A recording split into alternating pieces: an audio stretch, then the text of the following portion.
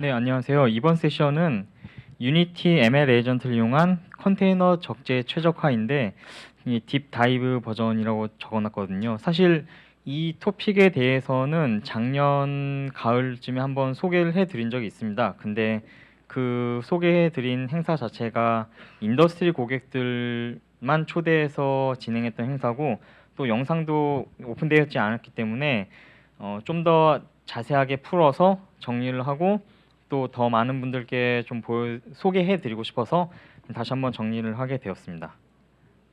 네, 저는 전영재라고 하고요. 인더스트리 쪽에서 솔루션 엔지니어로 근무를 하고 있습니다. 예, 유니티 소속입니다.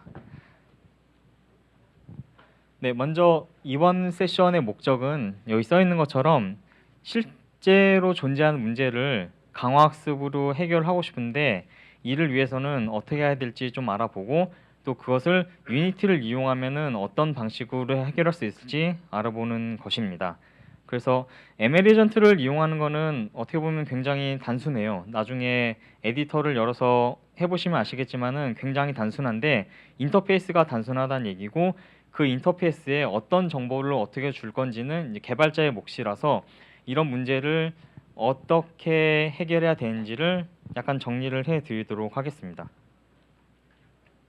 네, 순서는 이렇게 되는데 일단은 ML 에이전트를 잘 모르시는 분들을 위해서 ML 에이전트 자체에 대해서 한번 설명을 드리고 그리고 오늘 ML 에이전트를 이용해서 해결하고자 하는 문제, 이 컨테이너 적재 문제가 됩니다.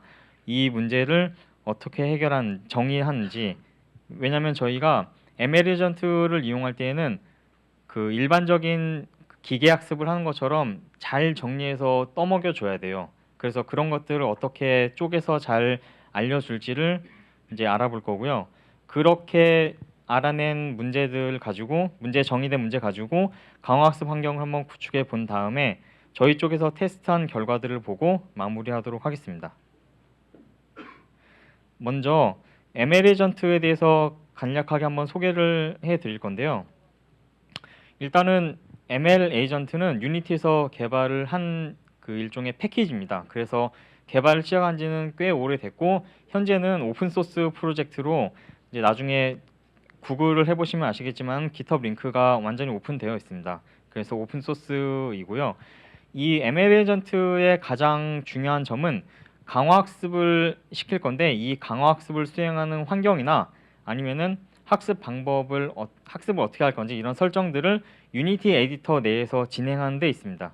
대신에 이제 학습 자체는 그래도 잘 알려진 자주 쓰이는 그 PPO라는 강화학습 알고리즘을 사용을 하게 됩니다.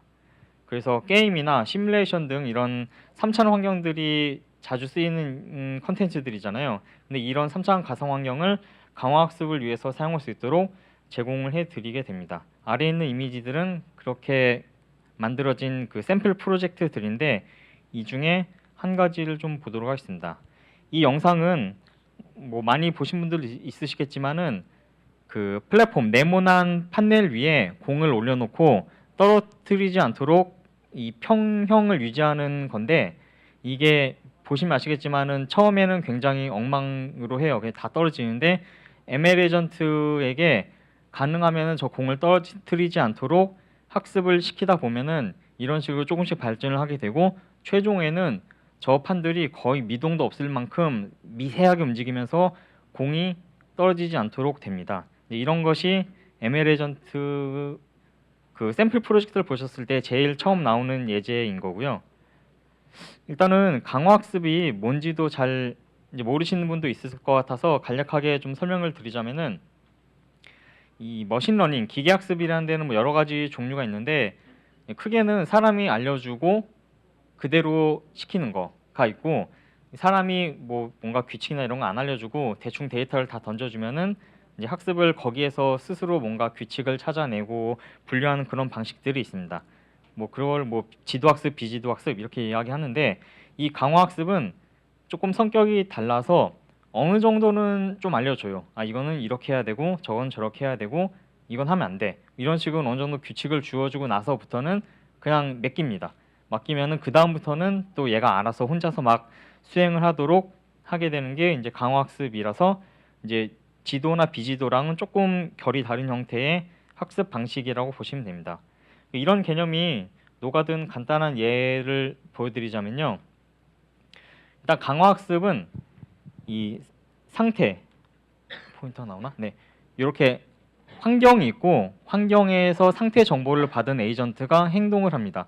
이 루프가 반복적으로 돌아가야 되는데 아래에 있는 이미지를 보면은 이 파란색이 에이전트라는 애예요. 그래서 이 에이전트의 행동을 계속 좋게 만드는, 그러니까 목적에 맞게 행동하도록 만드는 게 강화학습이고, 여기서의 환경은 요 네모 박스 근처에 있는 요 X, 뭐 X긴 X인데 그냥 네모에 쓰여져 있는 무언가, 그리고 좀 더 지나서 이렇게 출구 같은 게 두 개 있는데 거기에도 각각 이렇게 마크가 있잖아요. 이런 것들이 환경이 되고 규칙을 하나 정해줍니다. 이 에이전트가 그 도달하기 전에 관측한 마크랑 같은 영역으로 갔을 때에만 점수를 줘요.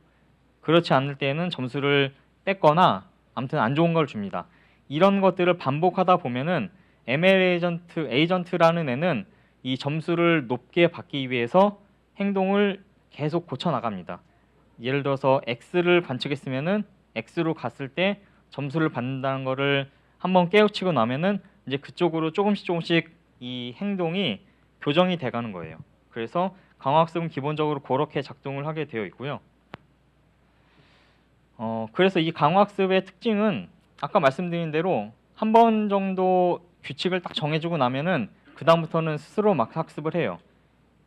그런 특징이 있고, 대신에 이제 보상을 확실하게 줄 때 주고 안 줄 땐 안 주고 뭐 뺐을 땐 뺐고 이렇게 해야 됩니다.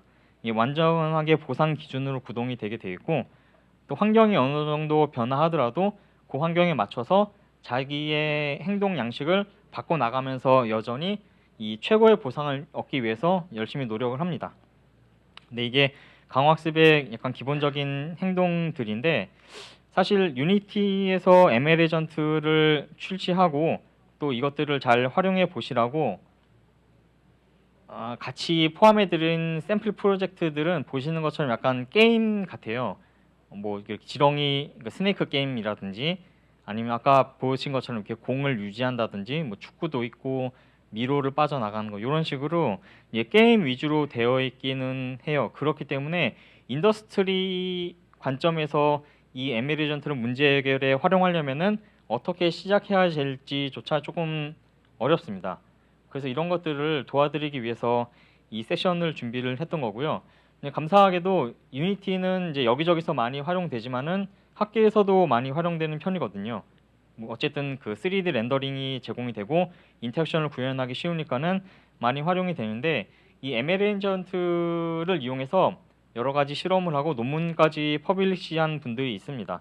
그래서 이분들이 해결하고자 했던 문제를 저희도 같이 좀 살펴보고 비슷하게 구현도 해보고, 이제 그러면서 비록 뭐 시작은 간단한 문제지만은 더 복잡한 문제에 이런 ML 에이전트를 적용할 수 있도록 하는 그런 시작점이 되기를 바라는 마음으로 준비를 했습니다.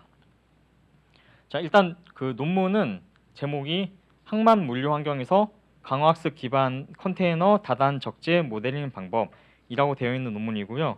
이 링크를 가보면은 그 인터넷 웹페이지 한 페이지에 내용들이 다 적혀 있는데, 결국 여기서 하려고 하는 거는 요겁니다. 요 컨테이너들을 쭉 적재를 할 건데, 일단은 이 적재에는 몇 가지 기준들이 있어요. 먼저 그 적재를 해야 되는 공간, 얘는 이제 5칸 바닥에 깔려 있고 높이는 5개까지 쌓을 수 있는 요런 그 뭐 예를 들어 선착장 근처에 야드가 있고, 이 야드에다가 몇 개의 컨테이너를 놓을 건가. 이제 논문에서는 전체 야드 공간의 60%를 차지하는, 이게 지금 총 그 5 곱하기 5 곱하기 5니까 125개의 공간이거든요. 그 중에 75개만 넣도록 합니다. 뭐 이거는 저는 이쪽 전문가 아니라서 잘 모르지만은 뭐 이를테면은 선착장 야드에서는 뭐 이제 여유분의 공간을 두기 위해서 뭐 전체 다 채우지 않고 요만큼만 채워둔다, 뭐 이런 기준이 있다고 봤습니다. 그리고 각각의 컨테이너는 적재한 이후부터 하루, 다음 날, 그리고 8일 후까지 각각 다른 출하 일정이 정해져 있습니다. 다만 이제 문제가 너무 복잡해지는 걸 막고 학습을 좀 잘하기 위해서 가정한 것은 이 75개 컨테이너를 막 쌓을 거잖아요. 이게 전부 다 끝난 다음 그 다음 날부터 출하를 쭉 합니다. 그리고 출하를 하는 도중에는 새로 막 적재하는 애들은 없이 그냥 일단 출하만 다 하는 거로 그런 식으로 이제 문제를 정의를 했습니다. 그래서 이 적재를 자동으로 잘 시키는 게 이 에이전트가 해야 되는 행동인데요. 여기 보시는 것처럼 목표는 주어진 컨테이너 75개를 모두 적재를 하면서 재취급이라는 거를 적게 한다라고 되어 있습니다. 이 재취급이라는 거는 저희가 컨테이너를 하나 놓잖아요. 이 놓는 거는 적재한다라고 보는 건데 재취급은 적재되어 있는 애 중에 하나를 빼가지고 다른 데다 둡니다. 요거를 재취급이라고 합니다. 근데 이걸 왜 하느냐? 저희가 아까 전에 말했던 가정 중에 일단은 전부 다 쌓아놓은 다음에 그 다음부터 출하를 시킬 거잖아요. 이때는 이 재취급을 허용하지 않을 거예요. 왜 그러냐면은 이 문제에서는 왜 그러냐면은 만약에 이렇게 출하 일정이 자 내일 나가래가 오늘 나가래보다 아래에 있으면은 그냥 차례대로 빼면 돼요. 이제 뭐 저희는 이제 last in first out이라고 하는데 그냥 순차적으로 다 빼기만 하면은 아무 문제 없이 끝나거든요. 근데 이렇게 뒤집어져 있으면은 오늘 나가래를 빼기 위해서 내일 나가래를 잠깐 치워놓고 얘를 빼야 돼요. 이런 식의 불필요한 게 전부 다 비용이고 시간이기 때문에 이런 불필요한 그 컨테이너의 조작을 막기 위해서 뺄 때 이제 출하 시작한다라고 할 때부터는 이제 재취급을 허용 안 합니다. 대신에 쌓을 때 잘 쌓아보자라는 게 이 문제의 핵심입니다. 그래서 뭐 그 이상적으로는 전부 다 이렇게 잘 되어 있으면 좋거든요. 나중에 나가래는 가장 아래 쌓여 있고 내일 당장 나가래는 당연히 제일 위에 있어야겠죠. 이게 제일 이상적인 형태가 됩니다. 자, 그 다음에는 실제로 저희가 강화학습을 시키기 위해서는 보상을 줘야 되거든요. 이 보상은 컨테이너를 하나 쌓을 때마다 1점씩 줄 거예요. 대신에 기회를 125번 줍니다. 이거는 논문에서 그렇게 제시를 한 수치이기 때문에 저도 그냥 따라하긴 했는데 설득력은 있습니다. 왜 그러냐면은 컨테이너를 어떠한 실수 없이 다 쌓으면은 75번 만에 다 쌓게 되거든요. 대신에 총 횟수를 125회 준다는 거는 50번의 재취급 횟수까지 약간 보상을 해주니까 버퍼를 준다 이런 의미가 됩니다. 그래서 아래 뭐 계산한 방식이 쭉 좀 예시로 나와 있지만은 75개 컨테이너를 그냥 뚝뚝뚝 놨는데 전혀 문제가 없어요. 그러면은 아까 말씀드린 대로 매번 하나씩 줄 거니까는 70점 플러스 75점이죠. 75점 플러스 남아있는 50회의 기회는 그냥 보너스로 줘요. 그러면은 점수가 125점이 됩니다. 이게 컨테이너를 너무 잘 쌓았을 때 받을 수 있는 최고 점수고요. 대신에 중간에 재취급 한 10번 했어요. 얘는 재취급을 한다 그래서 점수를 주진 않아요. 그러니까는 보너스 점수가 깎이는 형태거든요. 그렇게 되면은 50점에서 10점을 빼가지고 115점을 줍니다. 이런 것까지는 복잡하진 않은데 뭐 물론 이것도 복잡하진 않아요. 재취급 없이 그러니까 문제 없이 73개까지 잘 쌓았어요. 그런데 다음 거를 출하 순서가 뒤집어지게 그러니까 문제가 있게 쌓았어요. 그렇게 되면은 점수가 이렇게 73점이 되느냐? 그렇게는 안 되고 만약에 한 번이라도 실수하면은 점수를 전부 몰수하고 아예 실패한 거로 봅니다. 그러니까 어떻게 보면 굉장히 가혹해 보이지만은 의외로 공간 자체가 넓고 이제 컨테이너를 쌓으면서 또 그렇게 요런 이 출하 순서가 역전되는 경우는 이제 나중 가면은 잘 피하게 됩니다. 그래서 이렇게 보상을 몰수하고 빵점 처리해 버리더라도 결국에는 이제 잘 쌓게 되는데 뭐 이건 이제 층수 넘어가는 거니까는 당연히 실패인 것 같은데 나중에 따로 설명드리겠습니다. 요렇게 기준을 주고 학습을 시키면은 아까 그 공 떨어뜨리는 거 보신 것처럼 처음엔 굉장히 엉망이지만은 믿을 수 없게도 학습을 계속 하다 보면은 이 정도까지 잘 쌓게 돼요. 그리고 여기 보시면 뭐 제가 가끔 몰아친다 써놨는데 이렇게 막 일렬로 쭉 쌓아버리는 경우가 가끔 생기거든요. 이런 것들을 좀 보전하기 위해서 추가적으로 안정적인 그 적재를 요구를 했습니다. 이런 요구 사항에 대해서는 좀 더 추후에 설명을 드리도록 하겠습니다. 네, 그러면 여기까지 어느 정도 문제가 정리가 됐는데 실제로 어떻게 학습 환경을 구축했는지는 어떻게 보면 이제 프로그래밍의 영역이에요. 이런 행동 자체를 어떤 식으로 프로그램 코드화할 것이냐, 이제 이게 더 중요해지는 단계입니다. 먼저 초기화.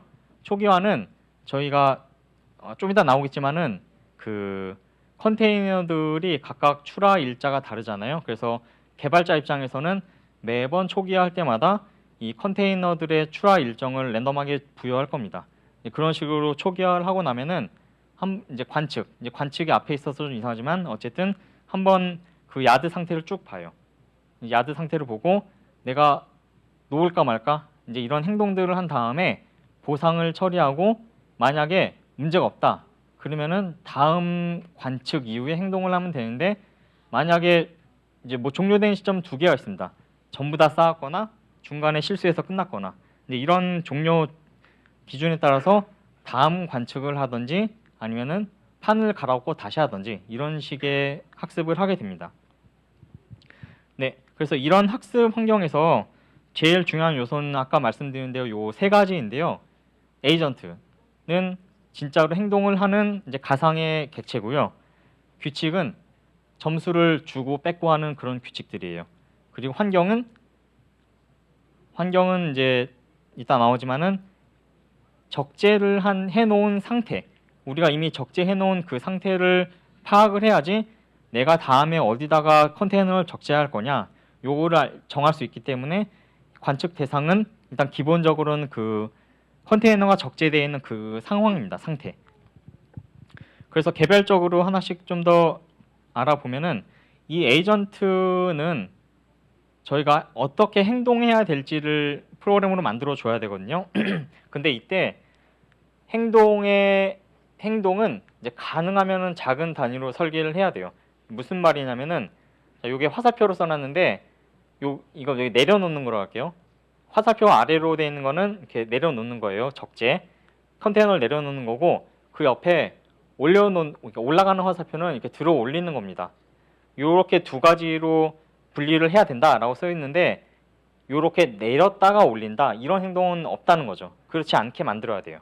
예를 들어서 운전하는 거로 치면은 이렇게 좌회전이라고 하면은 사람은 이렇게 연속 동작으로 쭉 하잖아요. 근데 얘를 쪼개서 보면은 핸들을 이렇게 왼쪽으로 꺾으면서 돌린 상태를 유지하고 가속을 하면서 나간다. 이런 식으로 이렇게 분절된 액션들이 있잖아요. 그렇게 이 에이전트들도 행동들을 가능한 작은 단위로 잘라줘야 됩니다. 이거에 대해서는 좀 더 설명을 드릴 건데요. 어쨌든 이렇게 가장 가능한 작은 단위로 설계하니까는 저 같은 경우는 컨테이너를 내려놓는다, 올려놓는다 이 두 가지 행동을 수행하도록 했습니다. 그래서 이 에이전트는 이제 프로그램이 켜지면은 살아나고 꺼지면 죽을 텐데 그 동안에는 컨테이너를 내리고 올리는 것밖에 안 해요. 딱 두 가지만 하게 되어 있고요.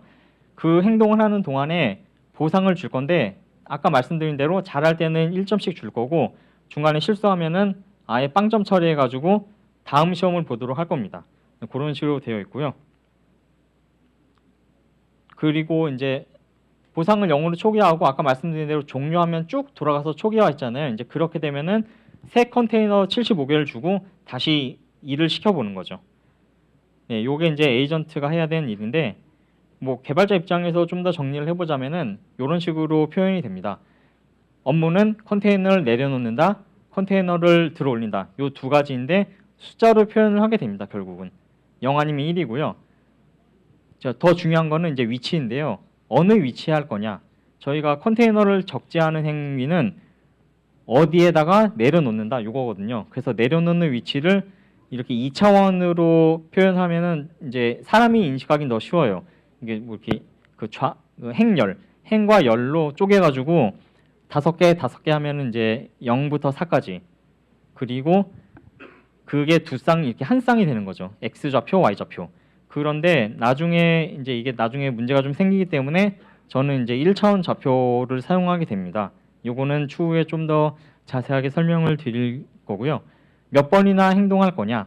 저희는 아까 말씀드린 대로 재취급 50번, 뭐 컨테이너를 막 이리저리 다시 재조정하는 횟수 포함해가지고 총 125회 정도 줄 겁니다. 네, 요게 이제 에이전트가 행동하는 것에 대한 정의인데, 뭐 위에는 이제 글로 써놨지만은 나중에 프로그램적으로는 이렇게 0번, 그러니까 0 내려놓는다죠.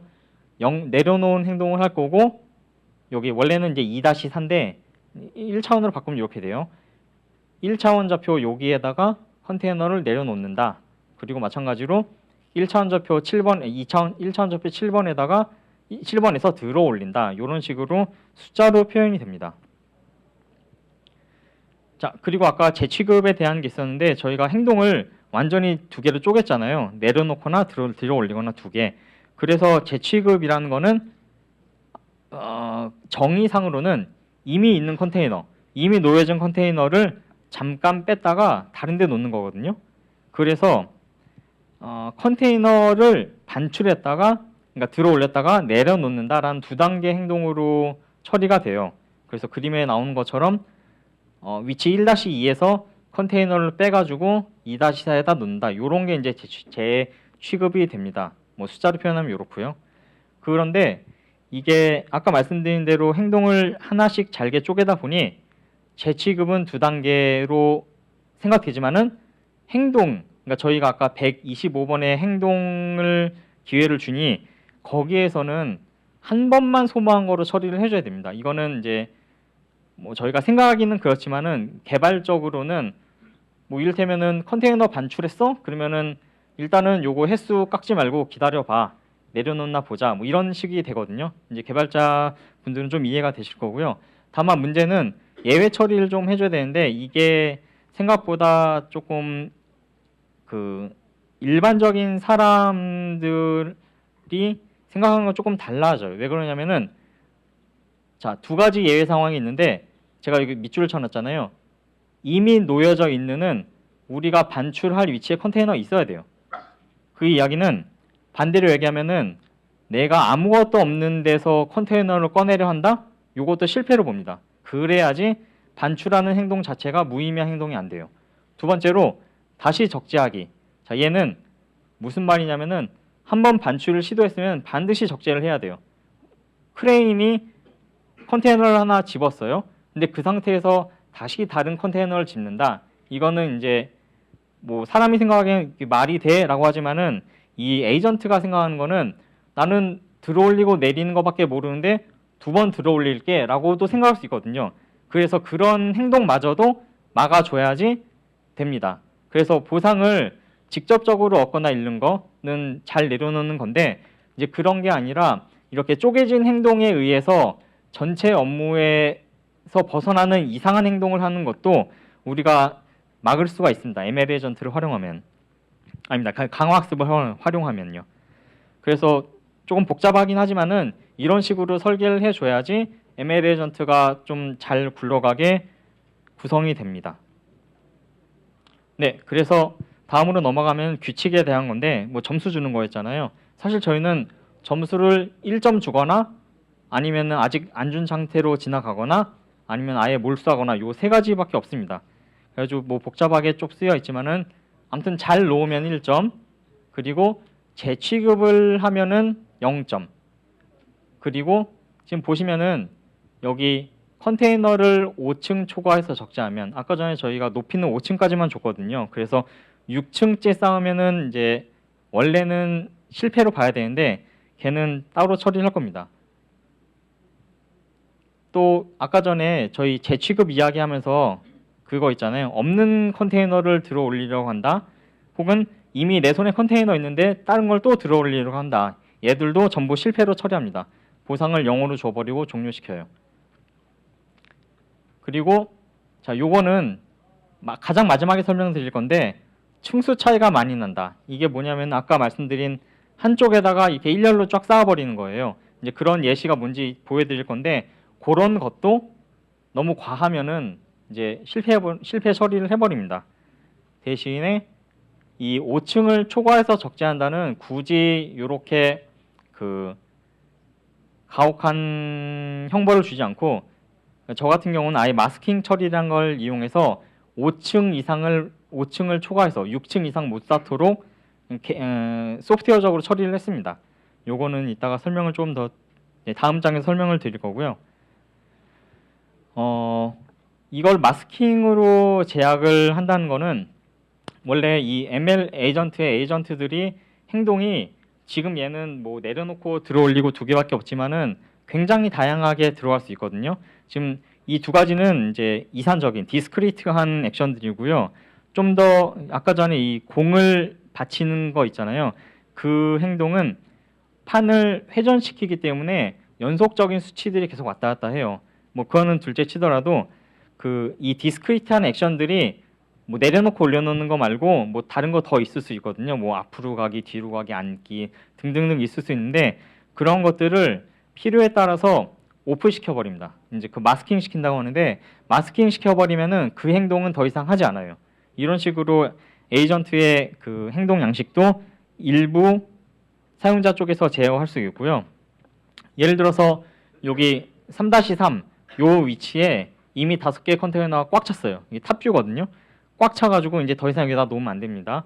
그럼 제가 처음에 시도했던 이 2차원 배열 위치에서는 하나를 마스킹 시켰더니 여기 3열, 행열, 예, 열이네. 네, 3열이 전부 다 마스킹 돼 버려서 아니 여기만 안 놓게 하려고 했더니 여기도 못 놓게 돼 버린 거예요. 마찬가지로 이거를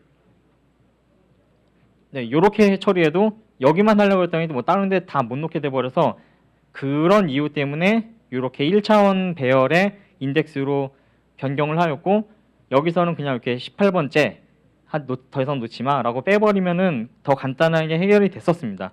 그래서 이제 좌표를 2차원에서 1차원으로 전부 교체를 했었었고요. 네, 그 다음으로 이제 관측 대상인데 아까 말씀드렸던 대로 관측하는 대상은 컨테이너가 이미 쌓여져 있는 그 환경 자체예요. 그래가지고 환경과 이제 새로 적재해야 되는 컨테이너 이 녀석의 출하일이 언제인가 그래서 요 두 가지 정보들을 알아야지 어느 위치에다가 컨테이너를 놓아도 괜찮은지를 에이전트가 판단을 할 수가 있습니다.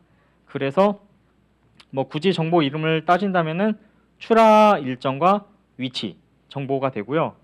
일단은 현재 있고 새로 들어온 컨테이너는 자기 위치는 아직 없으니까는 위치 정보는 없고 내 출하일은 있어요. 내가 내일 나갈 건지 모레 나갈 건지 8일 후에 나갈 건지 이런 정보는 있으니 거기에다 숫자 한 개를 이용해서 0부터 7 사이의 숫자를 저장합니다.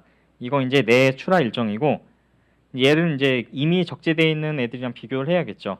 이미 적재되어 있는 애들은 그냥 그 야드에 있는 애들을 쭉 긁어다가 보면 돼요. 보면 되는데 문제는 이제 얼마나 자세하게 볼 거냐 요거가 문제가 됩니다. 뭐 사실 문제라기보다는 이렇게 구현을 하면 좀 더 간단하다 이런 거고요. 여기서 보시는 것처럼 전체 적재 정보는 125개거든요. 그래서 이 정보를 전부 다 쓰면은 뭐 여기 다 비어 있는데 쓸데없이 가져오는 정보가 많아져요. 그렇기 때문에 아예 지금 녹색 띠가 둘러진 박스들이 보이시죠? 얘들은 잠시만 이거 화면 좀 알아보기 쉬우시라고 이렇게 해놓은 건데 여기 보시는 것처럼 이렇게 3개의 컨테이너가 쌓여 있어도 저희가 필요한 거는 가장 위에 쌓여 있는 애 하나예요. 그렇기 때문에 여기 보시는 것처럼 하나, 둘, 셋, 7개의 박스가 있지만은 전부 다 이 컨테이너들의 출하를 가져올 거 없이 하나, 둘, 셋, 4개만 가져오면 됩니다. 이런 이유 때문에 가장 그 각 위치마다 제일 위에 쌓여 있는 컨테이너의 적재 정보만 가져오자라고 구현을 했었습니다. 그래서 결과적으로 비어 있는 것도 가져오긴 해야 돼요. 여기에 아무것도 없다는 걸 알아야지 거기다 놓을 거잖아요. 뭐 이를테면 여기는 이제 출하일로 따지면은 한 -1쯤 되는 거죠. 그래서 그런 그 25개 5개 해가지고 25개 위치와 그 위치마다의 출하 일정. 아무것도 없으면은 여기는 그냥 놔도 되는 거고 요 하나, 둘, 셋, 4개에 대한 출하 일정을 숫자로 가져옵니다. 그렇게 가져오면은 맨 아래 보이는 것처럼 51개가 돼요. 각 위치마다 각 위치 이제 0부터 24라는 요 인덱스마다 출하 일정이 하나씩 있으니까는 50개가 되고 이제 새로 들어오는 컨테이너 그 컨테이너의 출하 일정 1개 해가지고 우리가 에이전트에게 줘야 되는 현재 상태의 정보는 숫자 51개로 전부 처리가 됩니다. 네, 이렇게 구현이 되고 이렇게 그 구성을 한 환경을 ML 에이전트 쪽에다가 전달하는 게 원래는 이렇게 문제를 좀 쪼개서 보지 않으면 어려워요. 그런데 문제를 쪼개놓고 정리한 다음에 ML 에이전트 컴포넌트를 보면 굉장히 쉽습니다. 자, 일단은 요거는 이제 에이전트 구동 전반에 대한 정보를 담고 있는 컴포넌트고요. 여기 보시면은 behavior name은 쉽게 생각하면 얘는 아이디 같은 거예요. 나중에 요 아이디를 가지고 학습할 프로그램을 찾아가게 할 거예요. 그래서 얘는 아이디 같은 애고, 그 다음에 벡터 옵저베이션이 있는데 얘가 관측해야 되는 대상에 대한 정보입니다. 근데 크기만 나와 있어요. 스페이스 사이즈 크기. 그래서 저희는 아까 전에 관측해야 되는 애가 51개였는데 지금 제가 그 이미지를 수정 안 해서 그렇지만은 여기에 이제 51개라고 적혀 있어야 되고요. 그 다음에 액션, 그 에이전트의 행동은 디스크리트 브랜치라고, 이제 컨티뉴스면은 아까 전에 뭐 회전 값처럼 연속적인 수치인데 저희는 그런 게 없이 이제 내려놓고 올려놓고 이런 거니까는 일단은 이제 디스크리트로 가게 되고요. 요 행동은 두 가지로 분리가 됩니다. 하나는 저기 내려놓을 거냐 들어 올릴 거냐, 요렇게 하나가 들어가고, 두 번째는 어느 위치에 둘 거냐, 요 정보들을 이제 컨테이너 그 에이전트의 액션에 대한 그 수치화 된 것으로 보시면 됩니다. 사실 요렇게 이 상단부만 정해주고 나면은 나머지는 그냥 대부분 디폴트 값을 쓰셔도 돼요. 그리고 에이전트 자체도 하나의 컴포넌트 오브젝트고 거기에 컴포넌트가 붙게 되는데, 여기에는 물론 이제 행동에 대한 그리고 보상에 대한 이제 코드가 들어가긴 들어가지만 어쨌든 그 중에 좀 중요한 거는 이 인스펙터에 나와 있는 수치는 요 최대 행동수, 스텝이라고 하는데 그런 최대 행동수가 됩니다. 그래서 저희는 125번까지만 행동하고 그 다음에는 다음으로 넘어간다. 이런 식으로 이해를 하시면 됩니다. 그래서 이제 조금 더 변경된 플로우 차트인데요. 초기화 관측 똑같고 행동을 할 때 이제 얘가 좀 바뀌었죠. 신규로 내려놓는 애는 그냥 보상 처리하면 돼요. 그리고 재취급하는 애, 내려놓는 애기는 한데 기존에 출고를 했었기 때문에 내려놓는 애는 입고하는 행동이지만 사실 재취급이거든요.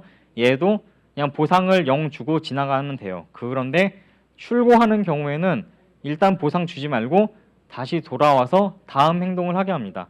이제 이게 개발적으로 아까 전에 쪼개진 행동을 통해서 신규 입고와 재취급을 처리하는 방식입니다.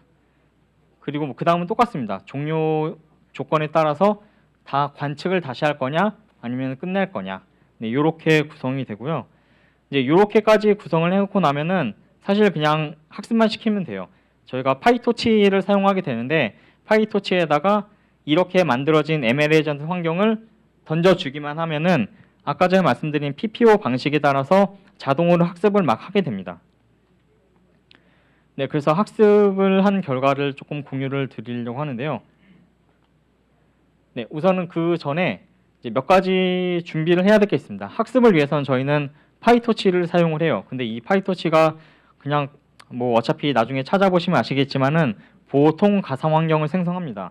이게 아무래도 가상 환경에다가 이제 여러 가지 세팅을 해가지고 설치하고 안 쓸 때 다시 꺼버리고 이런 게 편하기 때문에 가상 환경에다가 설치를 하는데 이제 뭐 아나콘다나 이제 콘다류를 사용하게 되고요.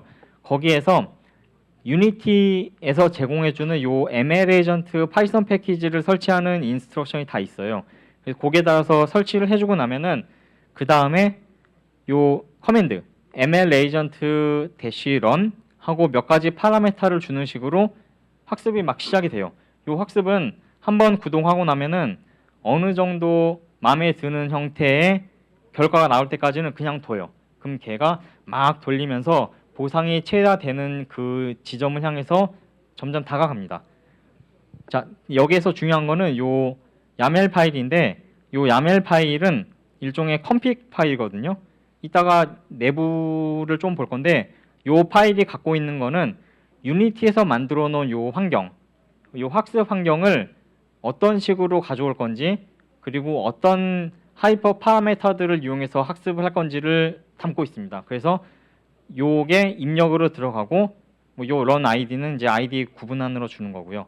그래서 요 커맨드를 통해서 학습을 시키고 이제 마지막에 결과물로 떨어지는 거는 유니티에서 사용하는 요 오닉스 파일이 됩니다. 그래서 이 파일을 다시 아까 전에 학습을 했던 프로그램으로 가져와서 모델로 장착을 시켜주면은 학습을 한 이 모델에 따라서 컨테이너 적재를 수행을 하는데 그때에는 정말로 잘 쌓는 모습을 보실 수 있어요.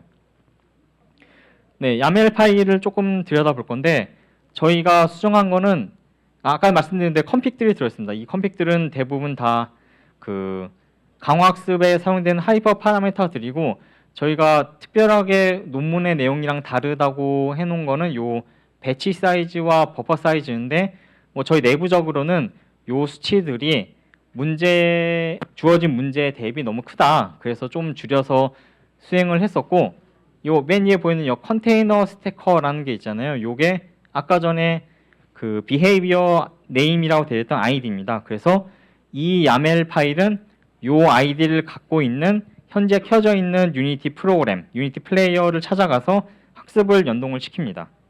그런 식으로 구성이 되어 있고요. 이건 이제 누적 보상에 대한 히스토그램인데 어떻게 보면 저희가 논문에는 실제로 어떤 식으로 구현하는지 자세히 나와 있지 않기 때문에 저희 나름대로 조금 다르게 구현된 영역이 있을 수도 있어요.